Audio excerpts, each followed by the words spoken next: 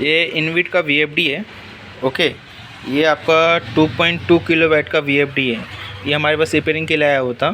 ठीक है, model number है CHF 100A। अब देखो, इसमें बेसिकली प्रॉब्लम ये था कि इसका डिस्प्ले नहीं आ रहा था। ओके, डिस्प्ले नहीं आ रहा था, मैंने डिस्प्ले रिपेयर किया।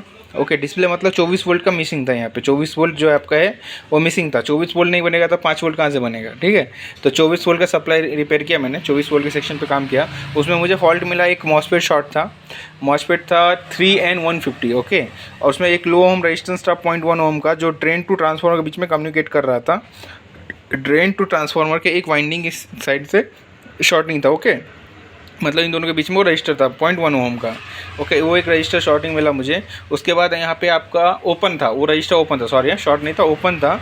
उसके बाद मुझे इसमें बेसिकली आपका जो PWM IC है, इसमें 3845 PWM IC यूज़ किया हुआ है, तो वो हमें शॉर्ट मिला। ओके, और उसके साथ साथ हमें फायरिंग सेक्शन में कुछ रजिस्टर थे। ओके, जो आपका आउटपुट जाता PWM वीव फ्रॉम जाता जो गेट की तरफ, उसके बीच में जो रजिस्टेंस थे 470 ओम, वो भी आपके डैमेज थे। तो सब कंपोनेंट चेंज करने के बाद सक्सेसफुली ये रिपेयर हो चुका है।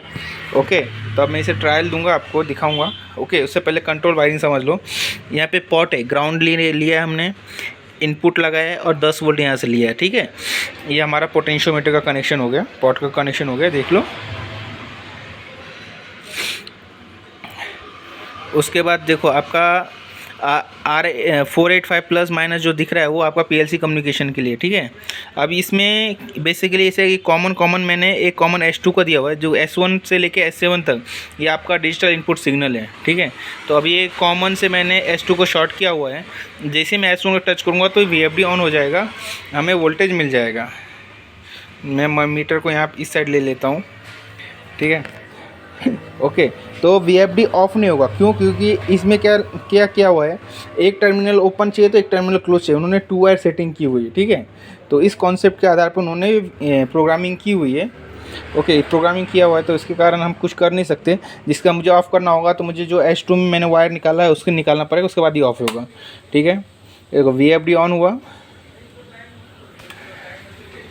ओके, 36 है, मैं ये आपको दिख रहा है, फ्रीक्वेंसी दिख रहा है। जैसे जैसे मैं पॉट घुमा रहा हूँ, पॉट जैसे जैसे मैं घुमा रहा हूँ वैसे वैसे मेरा फ्रीक्वेंसी भी चेंज हो रहा है। ठीक है, अब मैं ऑन करने जा रहा हूँ।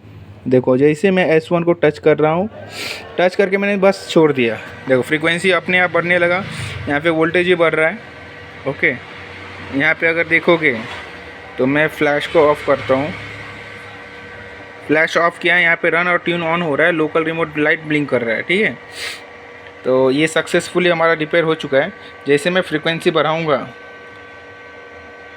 कम कर रहा हूँ, कम हो रहा है, फ्रीक्वेंसी बढ़ा रहा हूँ तो फ्रीक्वेंसी बढ़ रहा है। ओके, 50 हर्ट्ज़ पे हमें 414 वोल्ट मिल रहा है AC।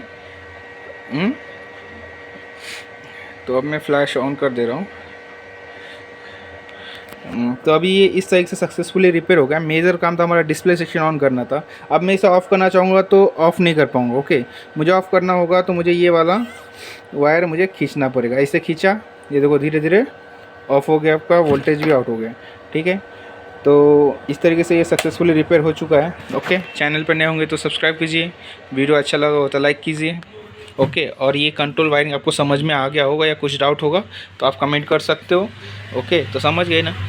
नॉर्मली आपको विदाउट प्रोग्राम चेंज किए हुए किसी भी ड्राइव का आप टेस्ट कर सकते हो। ओके, और बेसिकली ये 3 फेज था तो मैंने सिंगल फेज पे ऑन नहीं होगा आपका ये VFD, तो सिंगल फेज से सप्लाई लेके मैंने ट्रांसफार्मर को दिया हुआ है और ट्रांसफार्मर का सप्लाई इसे एज अ इनपुट दिया हुआ है। इस तरीके से हमने इसे ऑन किया और इसे हमने ट्रायल में टेस्ट किया। ओके, चैनल पर लोग नए होंगे तो सब्सक्राइब कीजिए, वीडियो पसंद आएगा तो लाइक कीजिए। थैंक यू, मिलते हैं नेक्स्ट वीडियो में।